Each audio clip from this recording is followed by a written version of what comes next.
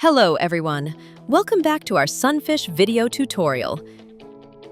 In this video, we're going to show you how to enable passcode, fingerprint, or Face ID on your SunFish mobile app. So, without wasting any time, let's dive right in. The main purpose of these features is to make your login process super easy. No need to type in your username and password every single time. You can just unlock instantly. After logging in, tap on your profile at the bottom right. Scroll down until you see Enable Passcode and Enable Fingerprint or Face ID under the Security tab. Just switch it on, and the app will send you an OTP to your registered email. Enter the OTP, then set up your passcode twice. And boom, you're all set. It's just as simple for fingerprint or Face ID. Tap the switch, set it up, and you're good to go.